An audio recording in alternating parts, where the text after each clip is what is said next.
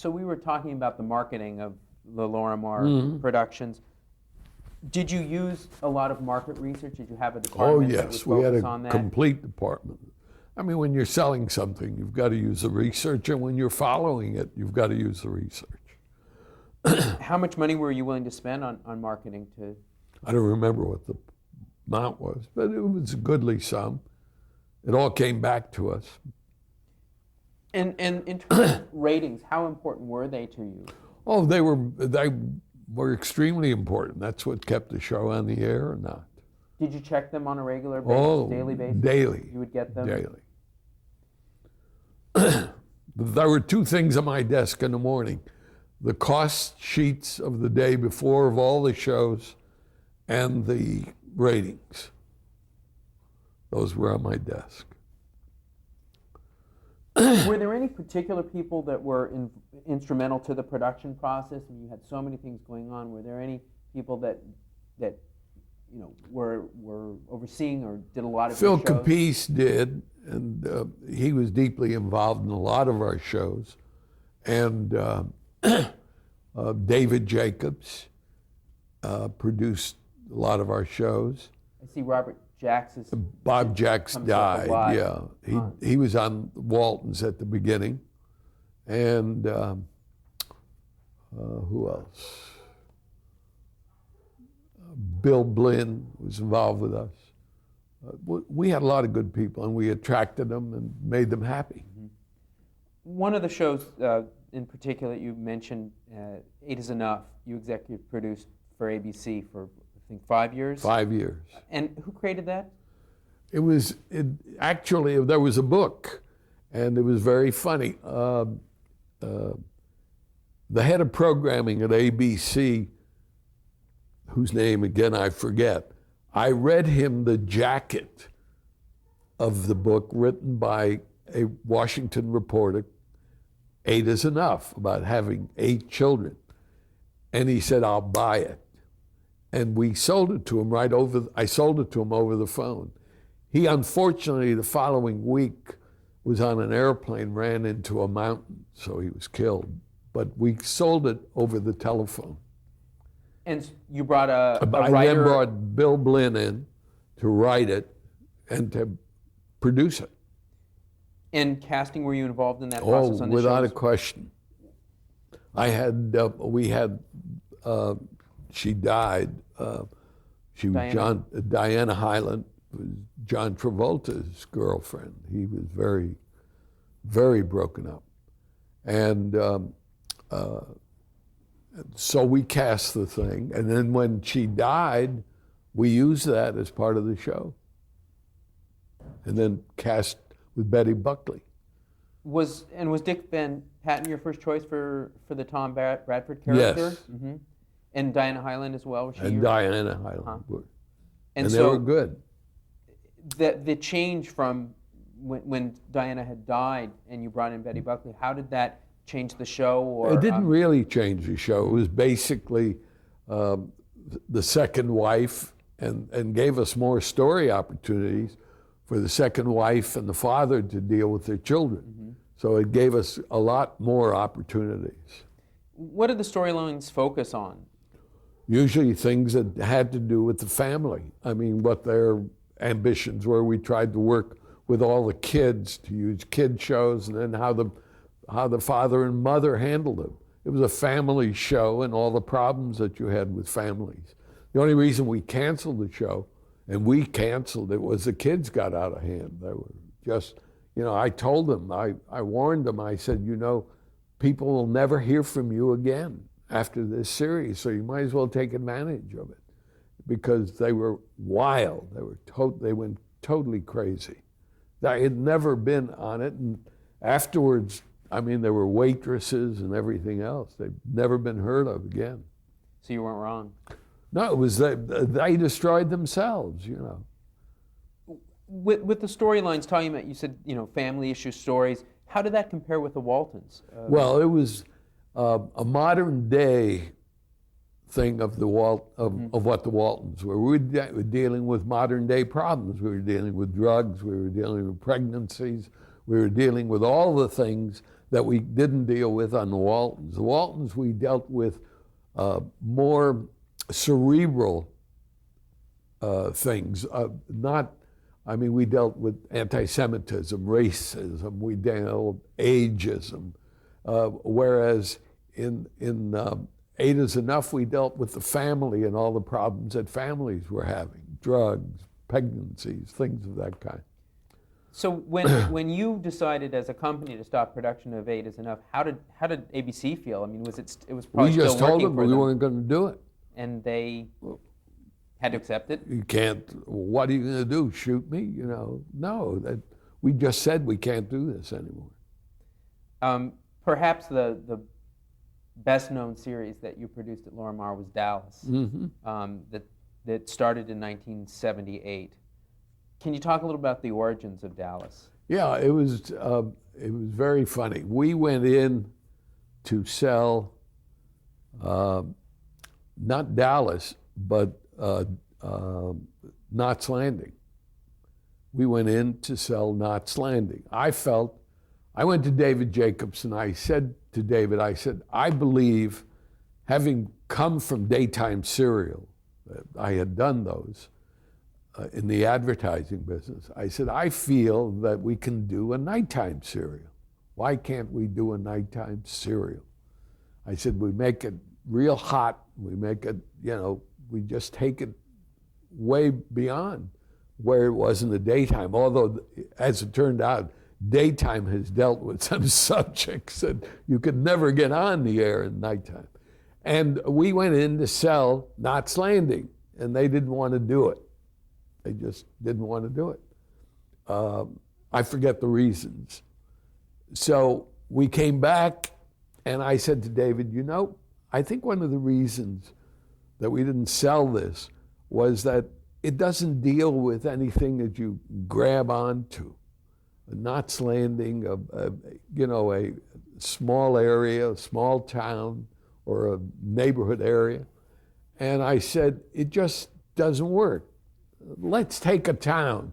So we talked about cities, and we came up with Dallas. We said, that's great. There's oil down there. We can do that.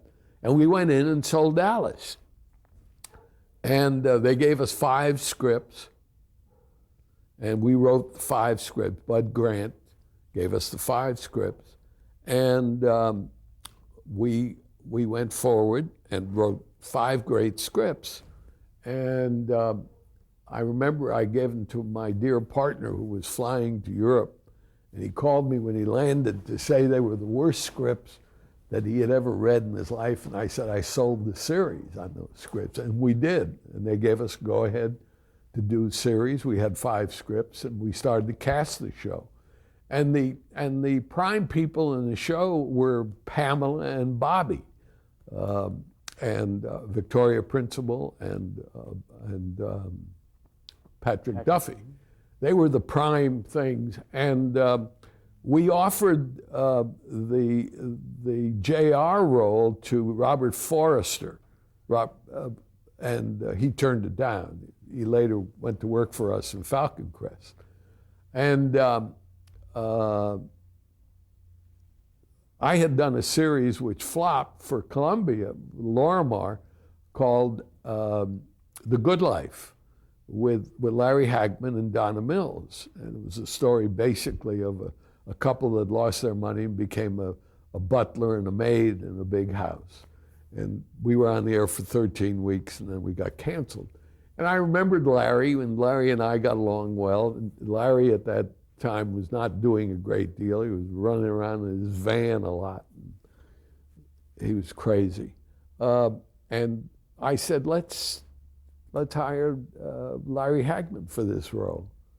And needless to say, as we kept shooting it and everything, Larry turned out to be the star of the show. And so we switched directions and started to give him the series. And we went forward, and the thing started to take off. And we knew exactly what we were doing. We were going to make it as hot as we possibly could and get away with as much as we could. But I was right that people wanted to see a nighttime serial. And that was the start of it. And, then we went back and we took Knots Landing out of the drawer and sold that. Well, before we talk about Knots Landing, let's stay with Dallas for a moment. David Jacobs created the show, is that right? David Jacobs created the show and then got off of the show because he was working on Knots Landing. And Lenny, oh my God, Lenny, it's terrible. He died recently. Lenny,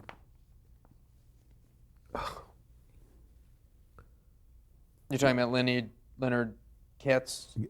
Katzman. Mhm. Yeah, Lenny came in and took over the show and was wonderful. So had David brought the concept to you Oh of yeah, Dallas? And said, "I David wanna wrote do," the concept, wrote a couple of the first scripts. David created the show. And in terms of how it compared to other primetime dramas at the time, you mentioned you just went all out for the. This was a serial. It wasn't going to be. We didn't pretend to have a beginning, middle, and an end. If you wanted to see it, you had to come back next week, and that was the way. We had a hook on every episode. Every episode had to have a hook to bring the audience back next week. And what gave you the confidence that it would work in primetime, having not been there for? I have no idea. I just felt that if the audience was the same audience, and if it worked in daytime, and if daytime serials could work, and they have worked for God knows how many years, why couldn't a nighttime serial work? The series was produced by both Lorimar and Warner Brothers? No, the serial was produced totally by Lorimar. Solely by Lorimar. Totally by Lorimar. We sold the series later when we sold the company. To Warner Brothers. And when you did that, made the sale to Warner Brothers, did you still work as an independent company? No, we sold, you're jumping ahead, but in 1986, 86, 87, I think, we sold Lorimar to Warner Brothers. Warner Brothers had no television operation whatsoever.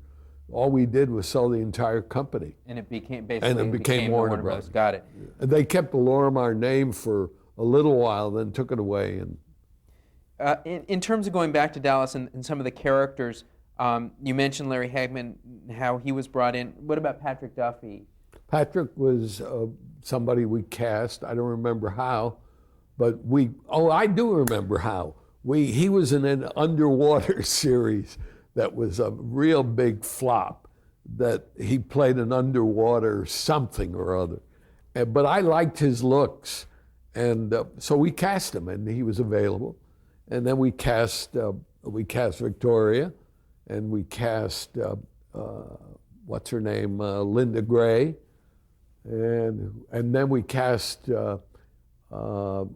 father and the mother. What was her name? She was wonderful, and he died afterwards. Barbara Bel Geddes? Barbara Bel Geddes and was it Jim Davis? Jim Davis. And then he passed away, and we used that again in the series. How were the ratings on the show initially? Oh, it started off boom like that. It just did extremely well. Did you use any techniques to generate those initial ratings? Or? No, we really didn't. It was on, I forget where they put it.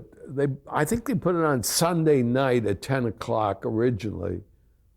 My memory comes back. And that, it didn't belong on a Sunday night. That was the last night. It really belonged on a 10 o'clock time period sometime during the week. And the later in the week was better. And they finally put it at 10 o'clock Friday, and it took off from there. It was actually launched in April of 78. Right. Which was an unusual time to launch a show. Well, they wanted to see how it would do in the summertime because it was a serial, and they weren't sure about serials. Nobody was, you know.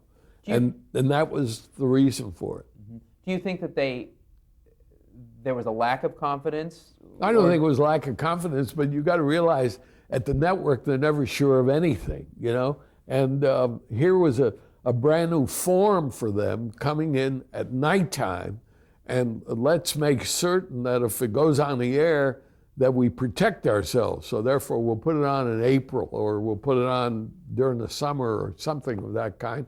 And that way, we'll protect it. In terms of a day-to-day basis, what kind of involvement did you have with this show? At the beginning, I had a great deal. Once it started, what we would do is go over story arcs, Lenny and I, and not David, but the writers at that time. And we would go over 13-week story arcs about where we take the characters and because in serials, you've got to go over the arcs, and that's what you've got to do. And that's what I would get deeply involved in. Once the show was going on a regular basis? Even at the base, at the beginning. But always, even after the show was on for a long time, I would still be involved in the story arcs. And did CBS have creative input in the show as well? Not really. They let us alone. Not really. They didn't bother us. The only thing they would bother us about sometime is if we used a subject matter that they felt was out of line. And could they prohibit certain storylines, or would they we'd just make changes, a little change in it or anything. We didn't, the storylines on a serial are not really the weekly storyline. It's the overall storyline and where you're taking it to. What was the budget like on the show? It varied. We were in good shape budget-wise because, again, I just came to the conclusion that I was not in business to finance the networks. So we did that show on a stage. The front of the house, we duplicated on a stage, including a swimming pool. And we did that down at what is now the Sony Studios, which was also Lorimer's lot. And so we did that. And the only thing we spent money on is we would take a couple of the principals and shoot down in Dallas for a week or thereabouts, just run-bys and things of that kind. But it's the same thing I did with Knots Landing. We kept it on a stage. Once you get off that stage, it starts costing you money. What about the actors' salaries? Kept them as low as possible. And someone like a star like Larry Hagman? Well, Larry Hagman was not making a lot of money until the show was well into its, really being a smash hit. And can you talk about approximately what? I don't remember. I think when I made a deal with Larry, I think we were paying him $50,000 an episode or something of that kind. Of course, he got a lot more afterwards, but and so did the other actors. With a hit, you get more money from the network and you get more money from everybody. So we did very well with Dallas in all those shows. The May 1980 episode was the episode in which J.R. Ewing was shot by an unknown assailant. Right. Can you describe this episode a little bit? Well, it was an episode whereby we had set it up to a point where we knew that X number of people were really going to kill him or wanted to kill him. Almost everybody that he had anything to do with. So we set it up and we shot 3 different endings. 3 different endings. And never told anybody which ending we were going to use. We hid the script so that nobody could see that either. And we kept it nobody really knew that the Crosby girl was the killer. But I think we shot 3, or we may have shot more. I'm not sure. And the crew was sworn to silence? Oh, nobody knew. I mean, nobody knew which one we were going to use. The only one who knew was me and Lenny Katzman. What kind of media attention did this episode cause? Oh, God, it got the highest rating. I think it even beat Helter Skelter, if I remember. That rating, I mean, the media attention on it just went like that. And well, it was the cliffhanger of a season. Of a season, right. Sure. And who shot JR? And they never knew until, Vegas was making bets. Oh, on everybody. I would get calls. The British people would call me because you could bet on it over there, And of course, I didn't bet, but I knew who we were going to use. You know, in talking about the British and the influence that a series like this, which was so immensely popular, not just Still here, but is. also in many parts Oh of the yeah, world. all over the world. What kind of influence do you think it had in terms of the perception of American society, or you know, what foreigners thought of the United States? Well, I don't know what foreigners thought, but I think people watched it and got involved in it because it was what they perceived the United States to be. And those who knew a little more about the United States just laughed at it and thought, my God, you know, we never took ourselves too seriously. You know, Aaron came on with his series like a year or there afterwards. And I always used to say to him, you take it too serious. It's fun time. You're talking about Aaron Spelling? Yeah, with Dynasty, yeah. Did you expect that you know, Who Shot JR would generate the kind of response that Yes, it there did? was no question about it. I mean, when I saw the media attention building as to, you know, who had the script, how can you get a script, how do you know who it is, all of that, and we kept feeding the fire too. I knew that episode, I didn't think it would be as big as it was, but I knew that episode was going to be high. And we had, CBS ran a big party at Chasen's that night, and we had TV sets all over the place. The 83.6 million viewers. I it's know. noted here that 80% of the total That's viewing right. audience was watching that Was night, watching that Who show. Shot JR. I had the time of my life with that. I really did. What kind of revenue did it generate for Lorimar? Well, it didn't generate any particular out of that particular But just the episode. show. Well, it just made the show that much popular, so that you know, we did very well. We did very well in the television area. Believe me, we made a lot of money. And for the status of the company, was Dallas one of those that just Oh, propelled sure. it even higher? Dallas, and- sure. And then, you know, then it followed with Knots Landing, that was on the air as long and even longer, and then Falcon Crest and all of those things. I mean, they kept asking us for serials. The departure of Patrick Duffy in 1985, why did he leave initially? Well, he left because he thought he wanted to do another series where he'd be the star in it. And that didn't work out, evidently. So we knew we were missing something. And I must say, we couldn't think of a reason to get him back because we had, you know, got rid of him.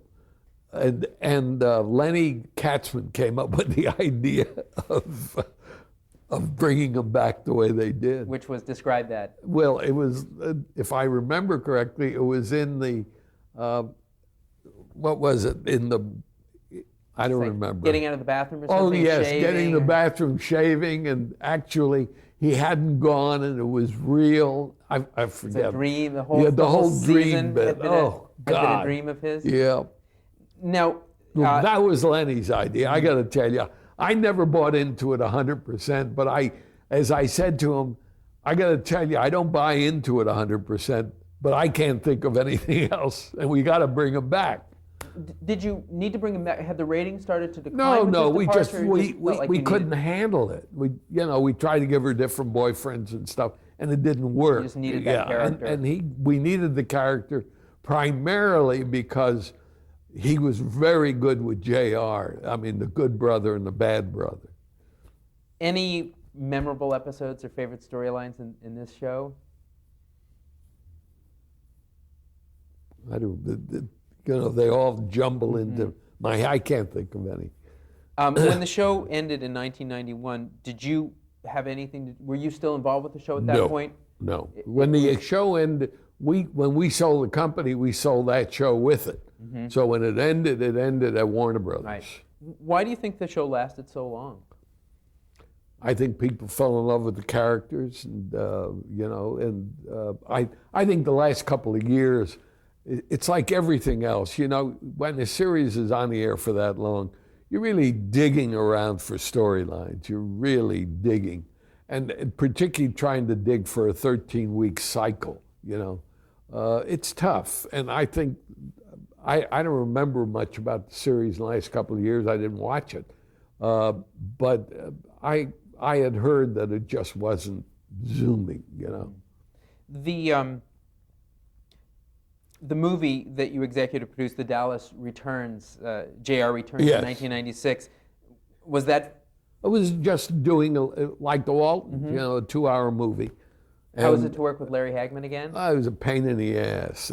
I mean, Larry has become bigger than God, you know. And no, it was fine. You know, Larry, actors, forget them, you know. Now, talking about Knots Landing, which, as you said, although the show came after Dallas, it was something that actually preceded Dallas in its development and in Yeah. your mind. How were you able to revisit it? We had it in the drawer. It was a presentation. We had it in the drawer, took it out. The script. It wasn't a script. It was just a presentation.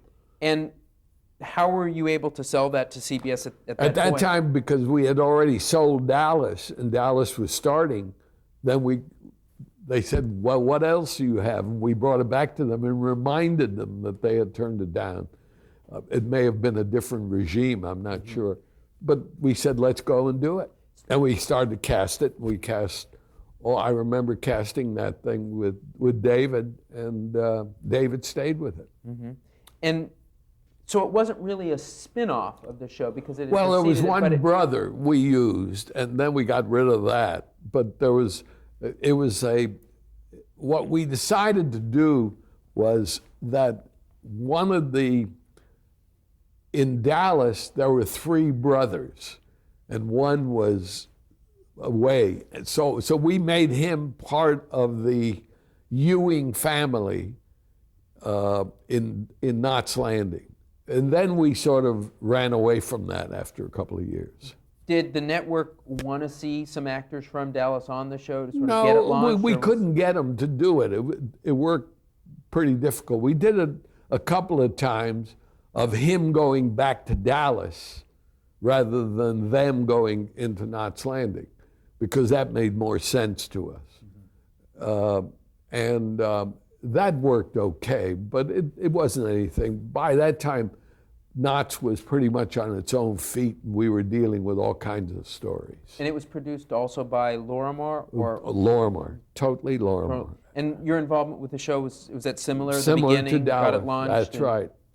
Going over the arcs. And how did it do initially? Was Very it good. success. Yeah. In many ways, Knots was, except for Larry Hagman, Knots was a better show than Dallas. The storylines tended to focus on more believable characters, That's more, right. more real storylines. Right. And we had female villains, you know, and we didn't have any female villains on. We had Donna Mills, who was playing a female. I remember when we cast her, I said to her, you want to be, because I had used her in a series, you know, The Good Life, and I said, you're going to be a villainess. She said, oh, great. Did was it a conscious decision to go to make the series focus on more real type stories? Yes. And why? Given Well, how because successful Dallas had been. we felt that Dallas was all by itself, and that Knots Landing was more a true serial that people could identify with than they do with Dallas. They were looking at Dallas to see all the things that so-called rich people do, and they were looking at Knots Landing for things that they could identify with. We're going to pause for just a moment. Okay.